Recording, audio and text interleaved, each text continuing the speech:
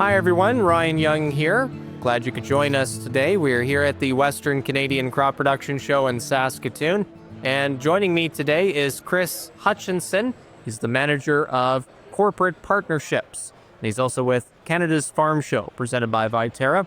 Chris, how you doing today? I'm doing great, Ryan. How are you? I'm doing fantastic, Awesome. Thank you. Now, let's talk a little bit about Canada's Farm Show. And before we get into what's included in the show, let's discuss a little bit about the change in dates. Why was that made, and why is it more beneficial for farmers here?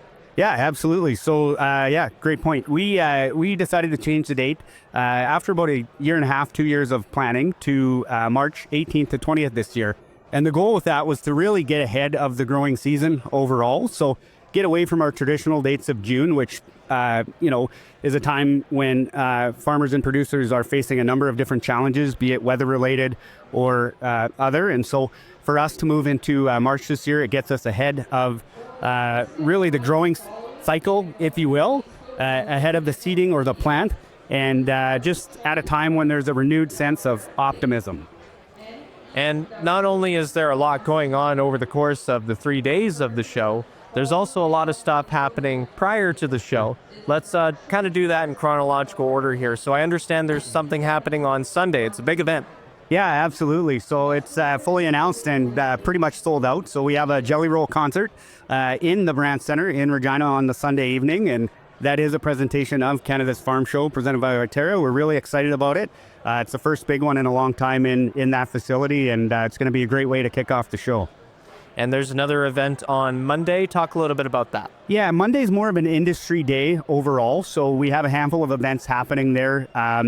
Private bookings and meetings, if you will, for industry stakeholders. So some of that going on. That evening, however, is our official industry stakeholder and farm show stakeholder welcome reception.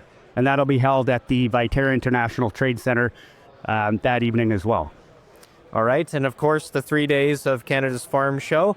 And there's a little bit something different for everybody. Kind of talk a little bit about what's happening over the 3 days. Yeah, absolutely. So the big thing that we're really focused on this year is really about putting farmers first. So we want you guys to come down to the show and really leave with positive energy, thinking that that's been, really worth your time. It's about creating value for you when you're at the show.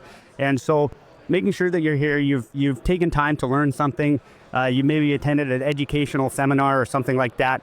You made a few purchases, talked to a few of the dealers and manufacturers and whatnot in the industry that you need to talk to, and you've seen your buddies. So we want you to have a good time while you're on site and reconnect with all of your industry pals and do your networking as well.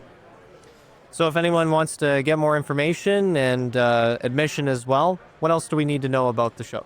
Yeah, absolutely. Well, a couple other things real quick. So from a theme day perspective, I wouldn't mind just sharing a few programming initiatives there. Sure, go ahead. So on day one, it is our Farmer Appreciation Day. So we're going to kick off the show with a complimentary pancake breakfast for all attendees attending the show. So come on down and we'll be able to get you in there for free and enjoy a complimentary breakfast as well. That evening, as part of Farmer Appreciation Day, we also have a partnership with the Regina Pats. The Swift Current Broncos will be in town for a game at 7 o'clock at the Brant Center. And that's all under a theme of Thank You Farmer. We've got a special discount offer for ticket prices on that as well that can be shared through our website and through any of our invested stakeholders and partners. And you come down and enjoy the game there.